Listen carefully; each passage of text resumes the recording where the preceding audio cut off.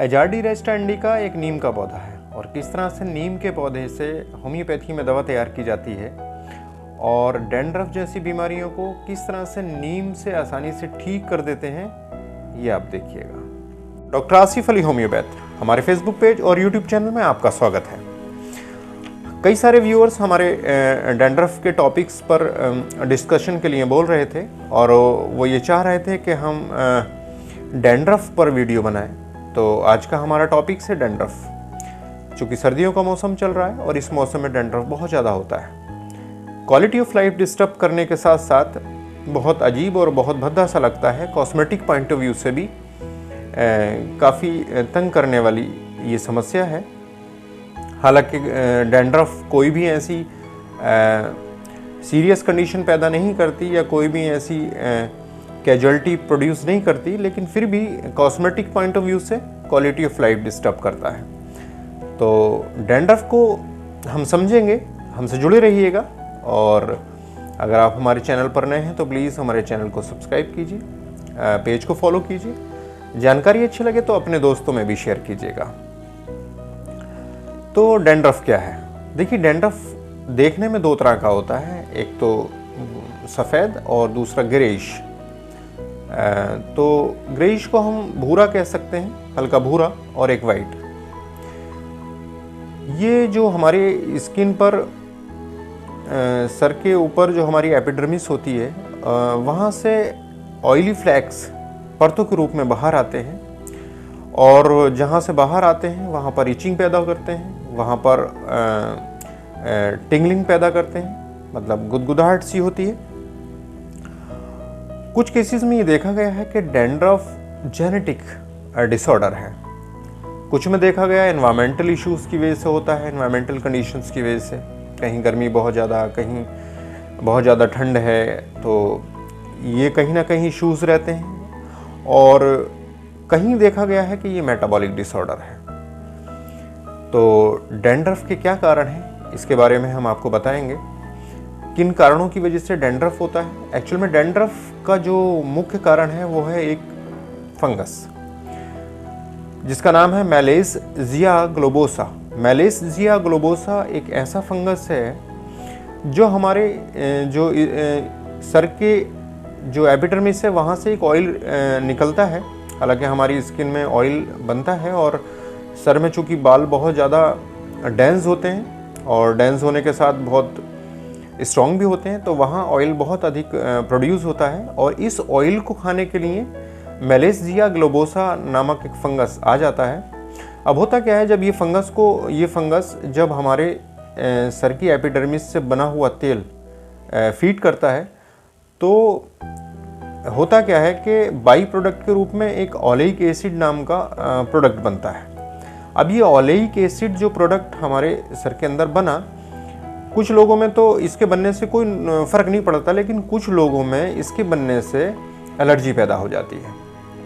और होता क्या है कि हमारी स्किन जो होती है उसकी एपिडर्मिस की ऊपरी लेयर समय से पहले ही मैच्योर होकर शेडिंग ऑफ होने लगती है, मतलब वहाँ से परतें बनने लगती हैं और परतों के रूप में छोटी छोटी परतें बनती हैं और इसी को डैंड्रफ कहा गया।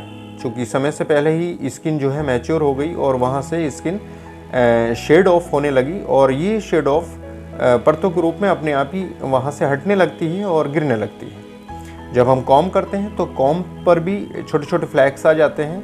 हाथ मारते हैं तो हाथ से भी वो नीचे झड़ता है,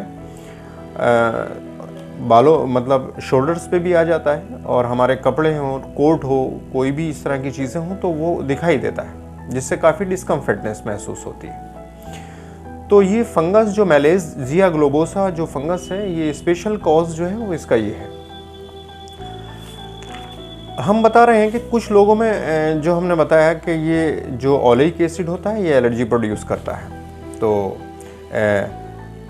अब हम आपको बताएंगे कि डैंड्रफ कब शुरू होता है। वैसे तो जब यंग अवस्था शुरू होती है, उस अवस्था में हार्मोन का बहुत ज़्यादा चेंजेस होते हैं बॉडी में। हार्मोन काफ़ी हद तक बनते हैं, कुछ कम होते हैं, इस तरह की चीज़ें। जैसे हार्मोनल चेंजेस हमारी बॉडी में प्यूबर्टी के समय स्टार्ट होते हैं, तो ये हमारे सर में ऑयल को बहुत ज़्यादा प्रोड्यूस करती है ये कंडीशन, चूँकि हार्मोनल चेंजेस होते हैं। हमारे आर्म पिट से भी बदबू आने लगती है, ग्रोइंग एरिया से भी ऐसी कुछ ग्लैंड्स होती हैं जो कि सेक्रीशन करती हैं। तो प्यूबर्टी होते ही जब होना स्टार्ट हो जाती है, प्यूबर्टी का एक समय आता है तो ऑयल का बहुत ज़्यादा प्रोडक्शन होता है, और उसी दौरान जो मेलेजिया ग्लोबोसा नाम का एक फंगस मैंने आपको बताया कि ये हमारे सर में ग्रो कर जाता है और फंगस का कारण, ये डैंड्रफ का कारण बनता है। दूसरा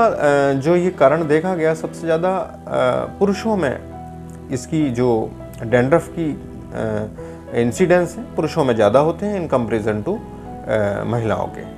कुछ बीमारियां हैं जैसे पार्किंसन डिजीज़ है, इसमें नर्वस सिस्टम बहुत कमज़ोर हो जाता है, और डैंड्रफ उन लोगों में ज़्यादा देखने मिला जिन लोगों को पार्किंसन डिजीज़ थी। क्या लक्षण होते हैं इसके डैंड्रफ के, ये हम आपको बताएंगे। इसमें परतें उतरती हैं, सफ़ेद परतें हो सकती हैं, ग्रे परतें हो सकती हैं। जहाँ से परतें निकलती हैं वहाँ इचिंग होती है, सूखापन होता है और वहाँ एरिया रेड हो जाता है। अब इम्पॉर्टेंट पार्ट जो है वो क्या है कि किस तरह से हम इससे बचें, ऐसे कौन से कारण हैं जो कौन सी चीज़ें हैं जिनसे हम डैंड्रफ से बच सकते हैं। देखिए, सबसे पहली बात तो ये है कि हमें रोज़ हम अपने बालों को धोना चाहिए, रेगुलर वॉश करना चाहिए अपने बालों को। दूसरा, अवॉइड करना चाहिए बहुत ज़्यादा स्क्रैचिंग से, स्क्रैचिंग कहते हैं खुजाना, बहुत ज़्यादा स्क्रैच नहीं करना चाहिए बालों को। हमें हेल्दी डाइट लेना चाहिए और हाइजीन को मेंटेन रखना चाहिए, जैसे बहुत ज़्यादा डस्ट है तो साफ़ कर लें बालों को, या कुछ ऐसी केमिकल जो एक्सपोज़र हैं उनसे बचना चाहिए, हमें ढक लेना चाहिए। और जितना हो सके हम स्ट्रेस फ्री रहें। ज़्यादा स्ट्रेस करने से भी, ज़्यादा टेंशन, ज़्यादा सोचना, ज़्यादा नेगेटिव पॉइंट ऑफ व्यू से भी सोचना, ये सब डैंड्रफ का कारण बनते हैं। और जो हमारा मेन पॉइंट है वो है मेडिसिन। देखिए, सबसे अच्छी जो मेडिसिन है होम्योपैथी में, उस मेडिसिन का नाम है एजार्डी रेस्टा इंडिका।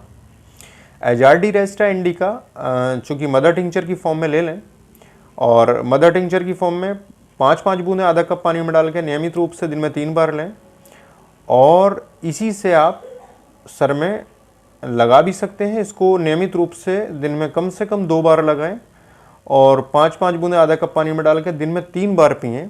डैंड्रफ का बेजोड़ और नायाब नुस्खा है एजार्डी रेस्टा इंडिका मदर टिंचर, इस्तेमाल कीजिए और बताइए लोगों को कि डैंड्रफ किस तरह से ठीक किया जा सकता है।